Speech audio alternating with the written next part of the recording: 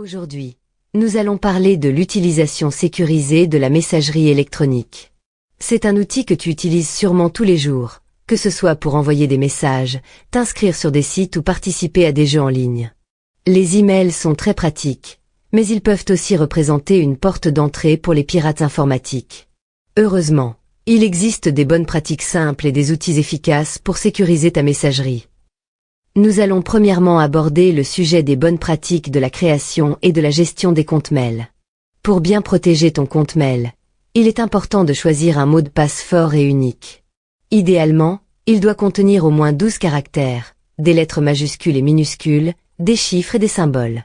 Par exemple, au lieu d'utiliser un mot de passe facile à deviner comme mot de passe 123, préfère quelque chose de plus robuste comme EMA 1 LS3CURE3. Ensuite, active l'authentification à deux facteurs, 2FA.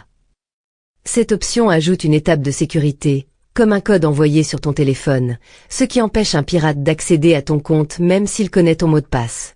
Pour organiser tes activités, il est aussi conseillé de créer plusieurs adresses e-mail. Un pour les loisirs comme les jeux ou les réseaux sociaux, et un autre pour les choses importantes comme la famille, le travail ou l'école.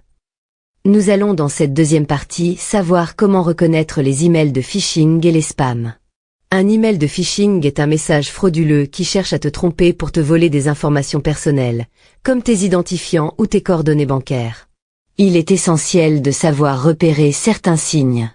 Par exemple, l'adresse de l'expéditeur peut sembler bizarre, comme servince-client@banque.com.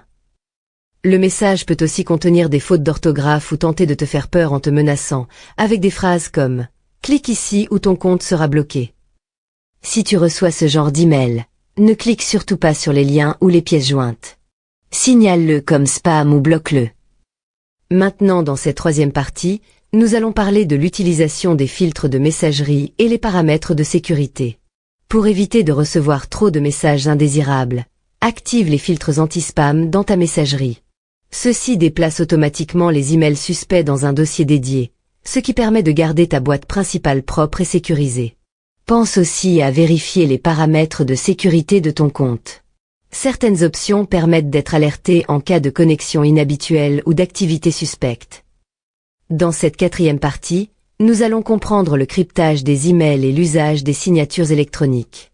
Le cryptage des emails est une technique qui permet de rendre les messages illisibles à toute personne autre que le destinataire. C'est un peu comme si ton email était un coffre-fort, et que seul le destinataire avait la clé pour l'ouvrir. De plus, tu peux utiliser des signatures électroniques. Elles permettent de garantir que l'email vient bien de toi, comme une signature manuscrite sur un document papier. Dans cette cinquième partie, nous allons aborder le sujet des sauvegardes des mails importants. Sauvegarder ces emails est essentiel, surtout en cas de piratage ou de perte de données. Tu peux ainsi retrouver facilement des informations importantes, comme des échanges professionnels, scolaires ou d'ordre privé. Pour ce faire, tu peux enregistrer une copie locale sur ton ordinateur ou utiliser un service cloud sécurisé.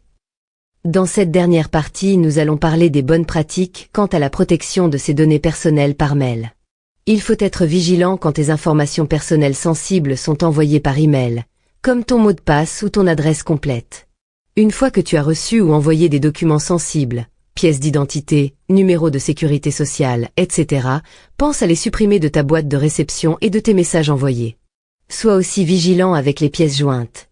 N'ouvre que celles envoyées par des personnes de confiance. Et si un email semble venir de ta banque ou d'un autre service important, évite de cliquer directement sur les liens. Va plutôt sur le site officiel en entrant toi-même l'adresse dans ton navigateur. Conclusion. Pour résumer, la messagerie électronique est un outil puissant, mais il faut savoir l'utiliser et rester vigilant.